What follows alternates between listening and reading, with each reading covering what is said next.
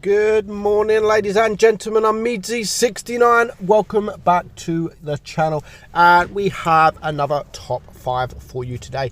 But before we get into the video, if you like what I do, if you want to support the channel, go and hit that subscribe button.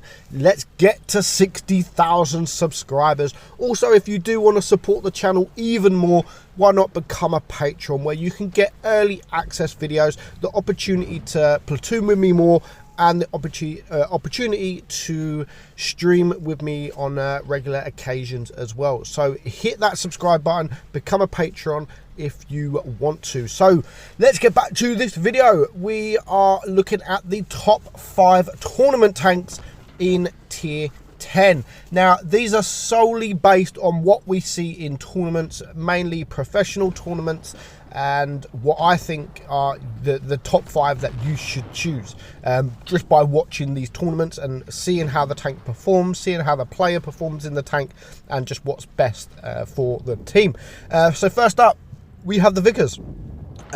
Really only one reason for the Vickers in tournaments, and that is the view range. It is the best view range tank in the game, so that gives the team an advantage as to spotting the enemy early on, and that way you can sort of then decide what you want to do, if you have to change up your strat, or if you can carry on doing what you originally planned to do. So the Vickers is a really good tank for tournaments. I've seen so many people do well in the tournaments. Now, I just have to say also, like, just because I'm saying this and because of the people I'm watching, just because I say the Vickers is a really good tank for tournaments, doesn't mean that you're gonna take the Vickers and do well. Obviously, you need a bit of you need to be a bit smart playing these tanks, just like all the pro players do. So next up is the Mouse, and the Mouse is, again, just like the Vickers. The Vickers is there for one reason, and that is to pretty much spot the tanks early on.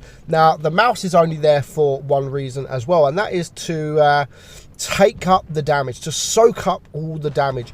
Have you ever noticed watching tournaments, people leave the Mouse? People leave the Mouse and they go for other tanks before they go for the Mouse because of the hit points. They don't want to farm hit points whilst they're getting shot by people with good DPM tanks. So they always leave the Mouse until last because it takes a lot of time to clear a Mouse, and that is the only reason why the Mouse is used for playing in tournaments. Usually if it's a smaller map or whatever, a town map, then you might see like a double Mouse strat where the 2 Mouses go together and they stick together, because that is just a great strat to and it's a difficult strat to try and deal with. So next up is the T110E5. Now, this is really popular amongst the tournament scene, and again, that's for a few. This one's for a few reasons. We're getting to the proper heavies now. I haven't put any medium tanks in this because not often you see too many medium tanks, to be honest. You might see a TVP. The TVPs are coming into fashion now in tournaments because of the auto loader. So you might see sort of 2 of them running around, but you don't see them that often. You might see a T22 as well, but other than that, you don't see too many mediums. They're mostly a light tank and heavies in tournaments, and the T110E5 just has it all. It has the quick speed, it has the speed boost, it has armor, it has DPM, it has an amazing turret. It's got just about everything you need for a good tournament tank. So the E5, not the most popular tank in tournament, but it is very popular indeed. Definitely up there in the top 3 most played tournament tanks, I would say, and I can definitely understand why. It is a fantastic tank all around. You could play it as a sort of a medium, you could play it as a heavy, you could go hold down, you could do just about anything with an E5. Some people use the armor reactor on the tank. I personally don't use it in tournaments. You may see it more. Same as the speed boost. speed boost is used. Not many people, well, a lot of people actually say like they don't use the speed boost in randoms, but they do use it in tournament play, and that's just to get to the position as quick as possible, so they can just farm damage. So T110E5, really popular tournament tank to take, a really strong tank as well. Now, the next tank is the IS-4, and of course this is really popular just because how strong the tank is. It has an amazing armor profile, and that's basically why. The DPM is not bad for a heavy tank, but it's more for the armor profile. It is such a solid tank, and when you've got a couple of these on your team, then you're laughing all the way to the victory.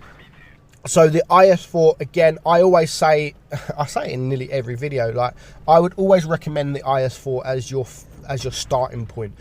Buy the IS-4 in tier 10 as your first tier 10, because it's so strong, it does allow you to make some errors, because you're always going to get bounces. No matter if you're a good player, bad player, you're always going to get bounces. And if you are a bad player trying to get good, you can at least see where you're going wrong. You can at least angle. If you're not bouncing, then you can just sort of adjust yourself and get this and try and sort of get those bounces.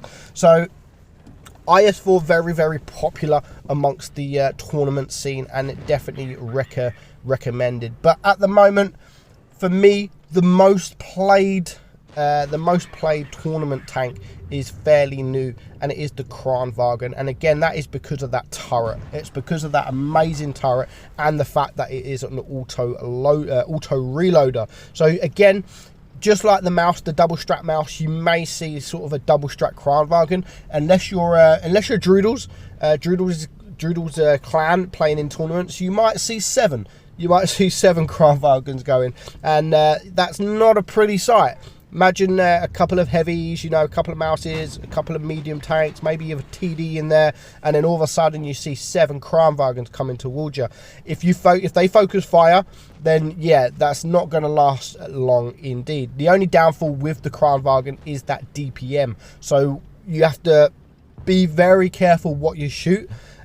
Make every shot count, especially if you are doubling them. If there is 2 Kranvagns, go for the same target at every opportunity you can. Always go for the same target. Go hold down, because if you're not hold down, then you're not going to do very well, because you're just going to get penned all day long, and people will focus you because you are a very dangerous tank. So that is the top 5 tournament tanks in tier 10. My next top 5 will be the top 5 tournament tanks in tier 8, because they are still popular, and a lot of people do play tier 8 because most of the pros play tier 10, so it's a way of just relaxing.